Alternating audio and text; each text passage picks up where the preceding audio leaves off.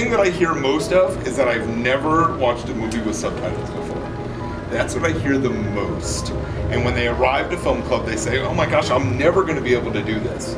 Like, I'm never going to be able to watch a movie with subtitles. And then by their third or fourth film that they've watched with us, they're like, I don't even recognize the subtitles. Like, I've gotten my brain adjusted to it. And I think in small town America, subtitles are a nervous thing for folks.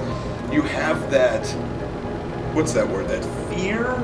But I don't know if it's the fear or just the lack of knowing what a subtitled film is, or that you've heard a rumor, or you would say to yourself, I'm never going to do a subtitled film because I can't read the image or read what's going on. But you come here, like, I would say that probably 40% of the folks that have come to film club for the first time have never seen a subtitled film, and then to introduce them to that is amazing. And now here we are, Chinese film, Winchester, Virginia, 60 people tonight. That would be a great, fantastic experience.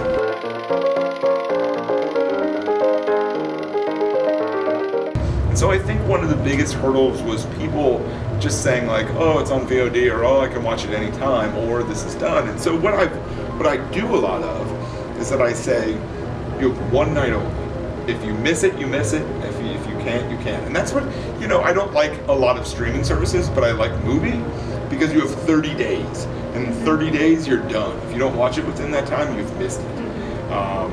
And I think like there are other services out there that are very much like, you can watch it anytime, and you get that feeling like it's always going to be there for you. And so, for me, the always going to be there is going to be Film Club. The movies are always going to be changing.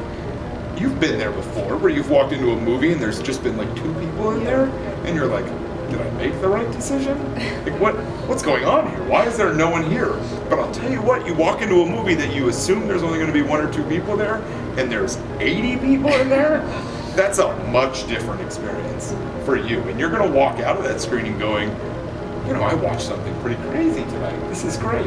And I think we also piggyback on the idea of FOMO. You know what I mean when I say that? Fear of missing out. Yeah. So people, when That's you a have a marketing one, strategy. well, sure, yeah. But it's genuine. Yeah. People don't come tonight. They're going to miss out on the director. They're going to miss out on this film. It's a one night only sort of thing, So you're going to have that fear of missing out if you've missed out. I genuinely want people to understand, and that's why I'm so glad like all of you are here today for this screening, because I want people to put faces to the distribution platforms that are out there. If someone is nervous about VOD, that means they're not sure they have a firm grasp on their audience. Like if someone said to me, like, Andy, you're going to show, like, I'll use, for example, we're showing IFC's Greener Grass this week. We started on Friday, and it shows for a show a day. The movie's amazing. The movie needs to be seen with an audience. Right. It is on VOD currently, but I don't think anyone even knows that. I mean, out in this side of the world. I think in the bigger markets, there's a huge concern maybe for VOD because people are like so cognizant of that sort of thing. But you move outside of New York City, and I would assume, like, my mom and dad don't care anything about VOD. They'd rather come to the movie theater and watch a screenplay, that sort of thing. For me, I get screener links all the time. Watching a screener link at home by yourself is not the same as sitting in a movie theater, hearing the laughter, hearing the tears, hearing the connection amongst people. And that to me is probably the greatest joy of watching movies. Like, I can watch any sort of movie on the screen, but it's that energy and excitement that comes from the audience you can't replicate on streaming services. I love the theatrical experience because of the community it brings together, but then also just the chance of people like sitting next to each other who maybe don't know each other and having a shared experience. I think that's pretty amazing right there.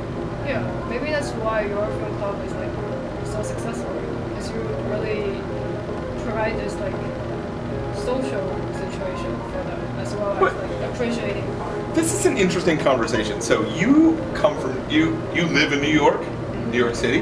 That's a big mecca of art house, international movies. Like, let's talk about this for a second. When you go to see a movie, when you sit down, do you sit, watch, and then just leave? Or do you say hi and introduce yourself to your neighbor? Well, maybe I don't. You should. I encourage you to give it a try because the two of you, very similar to like a roller coaster ride or anything else, you're sitting there and you're experiencing the same thing together. Like I always introduce myself to whoever I'm sitting next to. I do the same thing on a flight because like I'm going to spend the next 5 hours with someone. I might as well know who they are. I'm going to be at the end of this movie crying my eyes out. You better know who I am by the end of it all. You know, I'll tell you a story. So we watched this movie from Canada called Mouthpiece, which is about two women coping with the loss of their mom, and there's another element to it that I don't want to spoil for you. So we watched this for Film Club, and at the back of the screen, back of the theater, there was two people watching this together. They didn't introduce themselves, they didn't say hi to each other, they just watched. And then at the end of the film, they turned to each other. We were all an emotional mess. And they looked at each other and said, like, we just need a hug. And so at the end of that film, they hugged each other. And then later on, I brought the actresses of that film to the Alamo, and we celebrated that movie again. And the two women who hugged had not seen each other since that first screening. And they came back, and they did a big photo. They were, like, exchanging numbers. They were connected always to that film. And so we are connected, as we all sit and watch Send Me to the Clouds, we're connected in that theater. And so we're going to be connected to the director, we're going to be connected to all of you. It's a pretty amazing experience. Now, New Yorkers, they're friendly people. You can just start up a conversation with them, right? Next time. Yeah, see what happens, and let me know what happens to them. I will. Good. Yeah, first I have to have the courage to talk. Look at you, you're doing this. We're all best friends at this point in time. Yeah, we are. We are.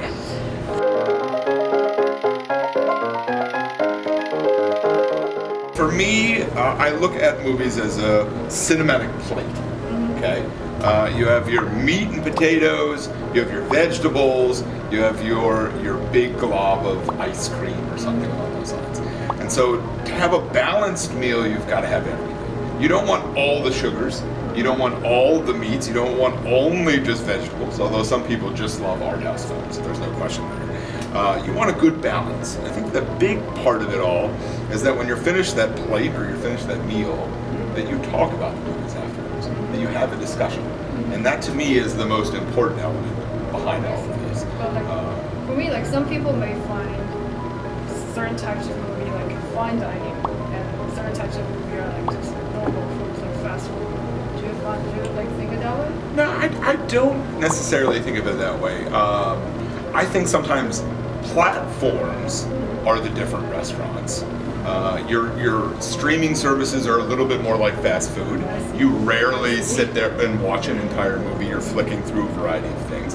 I think the theatrical experience is more like fine dining in the sense of you're coming in, you're leaving your home, you're sitting down within other people, and you're enjoying it. And that's, I don't think I would look at it in terms of movies, but rather how you're watching your movies. And then, of course, like a snack or a bagged lunch is when you watch it on your phone. Which, the only thing I'll ever go on record saying is that I think that's, watching movies on your phone is the worst experience.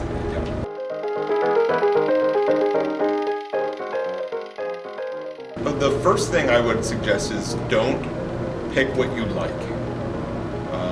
Choose what you believe the community will embrace. Listen to your community and make decisions for them. If I were to show just the movies that I like showing, it would be like 7-hour Turkish films on a regular basis. I mean, like those are my cup of tea, but that's not what, I'm in the minority when it comes to that. For a programmer in a rural area that is looking to build something like this or to get art house or independent films out, I would just walk the community, ask people what their favorite movies are, maybe start with some familiar ones, and then do some deeper cuts, and then come back to those familiar ones from there. We get suggestions all the time, and I listen to those suggestions, and I try to see where we can find the space for them. Then, when we don't have suggestions happening, I find films like Great Buddha Plus or Absurd Accident, where people just are going to come because we've given them great films to start with. They have trust in me, they have trust in the Alamo, then they're going to trust this film and get excited. And we're going to take them out of their comfort zone a little but don't off the bat, do not program for yourself, and don't program with your tastes in mind. Program for the community, and then kind of go from there, and make it a community event. Tell them if they want art house and independent films in this community, you need to come and support.